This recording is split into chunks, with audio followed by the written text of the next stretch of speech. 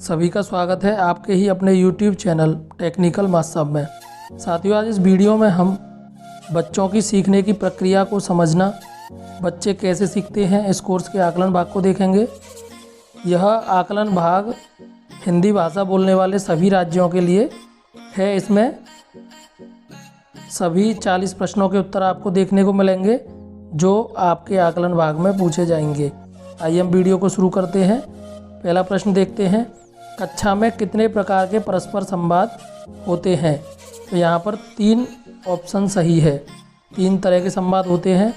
बच्चों की आवश्यकताओं का अनुमान लगाने के कितने तरीके हैं? तो पहला विकल्प यहाँ पर सही है, 3 तरीके हैं बच्चों की आवश्यकताओं का अनुमान लगाने। बच्चों की रुचि जानना, इसके अंतर्गत कौन सी रुचियाँ आती हैं? तो यहाँ पर चौथा विकल्प सही है, पहले से मौजूद रुचि और संभावित रुचि। यहाँ पर चौथा विकल्प सही है। अगला प्रश्न देखते हैं, एक बार बच्चों की सीखने की आवश्यकताओं की खोज करने के बाद शिक्षक को क्या करना चाहिए? तो यहाँ पर पहला ऑप्शन सही है, सीखने की योजना या निर्देशात्मक प्रक्रिया बनाएं। पहला विकल्प सही है। सीखने के तरीके जानना से हम क्या समझते हैं? तो यहाँ पर दूसरा विकल्प सही है, निजी पसंद। सीखने के तरीके जानना से मतलब है निजी पसंद।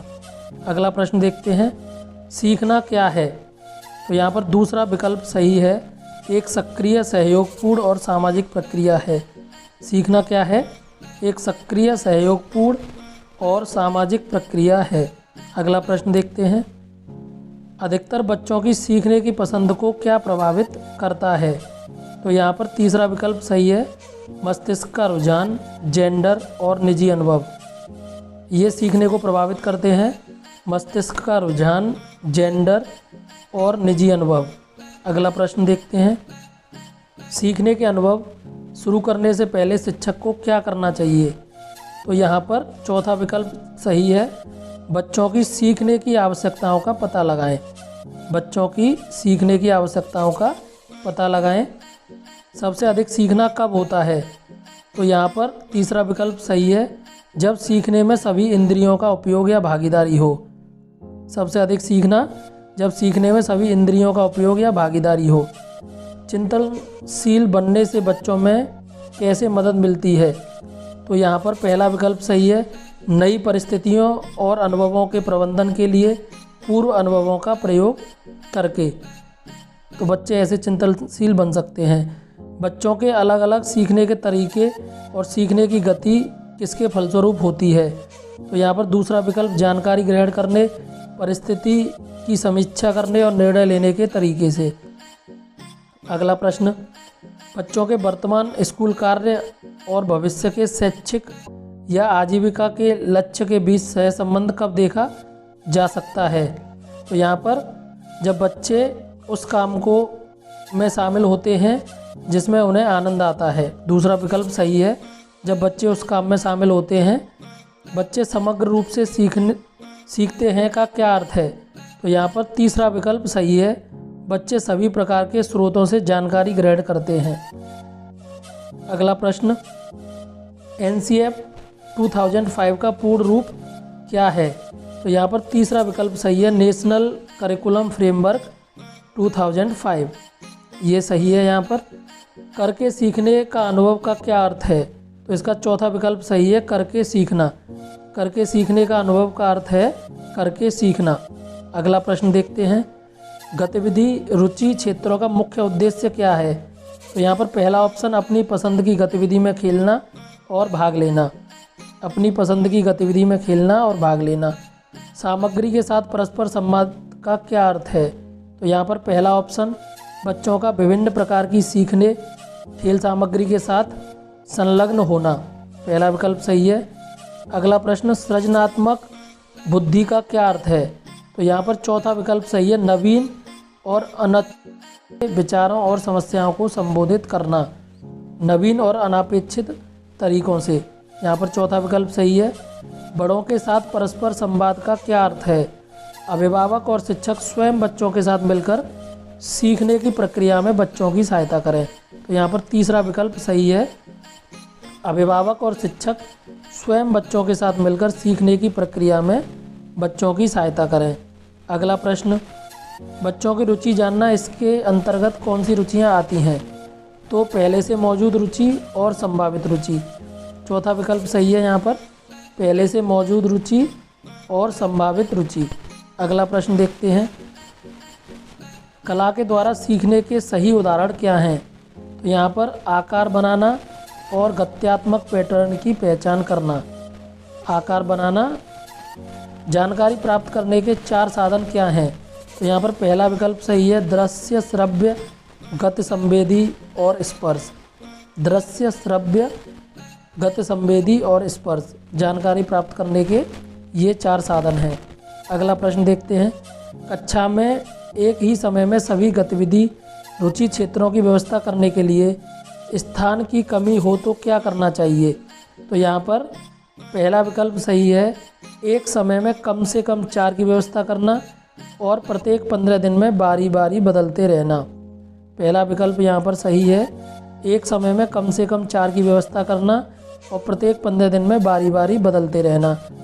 अगला प्रश्न देखते हैं, कक्षा के बाहर के वातावरण तक पहुँच और स्वयं करने का अनुभव इस प्रकार की बुद्धिमत्ता को प्रोत्साहित करने के उदाहरण हैं? तो यहाँ पर तीसरा विकल्प सही है, समीक्षात्मक बुद्धिमत्ता। समीक्षात्मक बुद्धिमत्ता सही आंसर है। बच्चे बेहतर कब सीखते हैं? तो यहाँ पर जब बच्चे स्वयं करके सीखने में युक्त रहते हैं। चौथा विकल्प सही है, जब बच्चे स्वयं करके सीखने में युक्त रहते हैं तब बच्चे बेहतर तरीके से सीखते हैं। गतिविधि रुचि के क्षेत्र के सही उदाहरण क्या हैं? कला, खोज, ब्लॉक, संगीत। दूसरा विकल्प सही है, कला, खोज, ब्लॉक और संगीत। अगला प्रश्न देखते हैं, पांचों इंद्रियों के नाम क्या हैं? तो यहाँ पर देखिए, देखना, स्वाद, स्पर्श, सूंघना और सुनना। ये 5 इंद्रियां हैं हमारी, देखना, स्वाद, स्पर्श, सूंघना और सुनना। अगला प्रश्न, बच्चों को सीखने के पूर्व ज्ञात अनुभव कैसे प्राप्त होते हैं? तो यहाँ पर तीसरा विकल्प सही है, प्रतिदिन के अनुभव जिनका बच्चे सामना करते हैं। प्रतिदिन के अनुभव जिनका बच्चे सामना करते हैं, ये सही है। यहाँ पर बच्चों की सुरक्षा सुनिश्चित करने के लिए गतिविधि रुचि क्षेत्र की मुख्य विशेषता क्या है?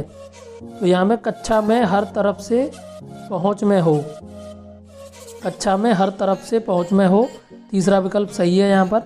अगला प्रश्न देखते हैं, बच्चों के सीखने में शिक्षक की क्या भूमिका होनी चाहिए? तो यहाँ पर पहला विकल्प सही है, सहायक बनना। शिक्षक सहायक बनना चाहिए।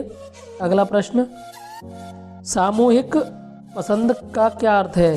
तो किसी विशेष परस्पर संवाद को प्राथमिकता देना, जैसे अकेले कार्य करना, साथी के साथ कार्य करना, बड़े छोटे समूह में कार्य करना। तो यहाँ पर पहला विकल्प सही है, सामूहिक पसंद ये है, किसी विशेष परस्पर संवाद को प्राथमिकता देना। पहले से मौजूद रुचि में क्या शामिल है? तो किसी चीज़ में अत्यधिक रुचि या विशेष लगाव।